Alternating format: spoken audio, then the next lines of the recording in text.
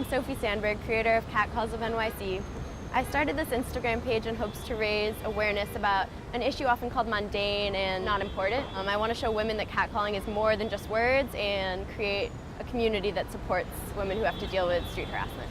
All right, so this is a good spot to do it. This is right where she said it happened. And so what is the message that you're going to be writing out today? It's I'm gonna fuck the shit out of you one day. So I had experience with catcalling from as early as 12, men like whispering things from their cars.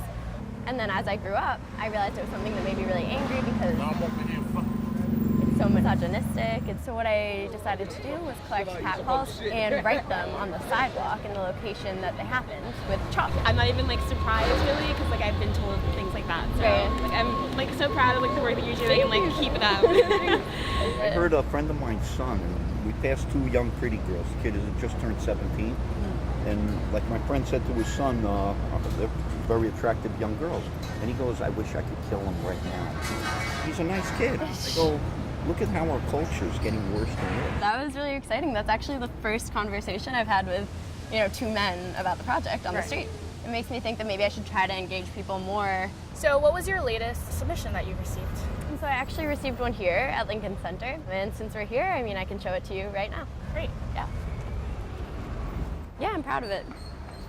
How good it feels to be able to do something that maybe makes small changes. If it ever feels overwhelming, and it's good to be able to just do something on the street level. Have you ever had anybody come up to you and destroy your work while you're working on it? No, never that. Or usually they last about, 2 or 3 days. But the great thing about the Instagram is that they become permanent when I post them on. And then every post you sign off with at Calls of NYC and #StopStreetHarassment. And then I post it on Instagram. No one would be aware of this except for the person hearing it if it wasn't written on the street. It's harder to make it noticed if it gets washed away within a few days. Ideally this would become something people would see multiple times maybe on their commute, just something they would actually notice enough to say, hey, this is a movement going on? Exactly. Basically, I just want women to be able to share their stories and just be there to support them, in addition to spreading awareness. Yeah.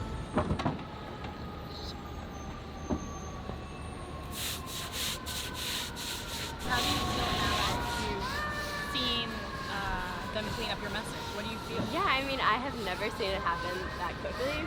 So, just having done it and worked hard on it, it hurts. I'll still post it on Instagram, I'll still get feedback that way, but an important part of it is having people see it on the street. So, yeah. I'm sorry? We no mark not over there, right? No. Huh? Watch it work. All right. Yeah, a lot of people say you're destroying the streets, it's graffiti or, it's so hard for me to listen to that and not get angry because this is something that was said to a woman on that very street.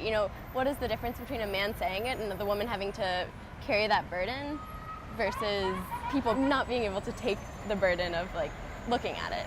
It's just, yeah, it's frustrating. It really is. Yeah. Yeah, that's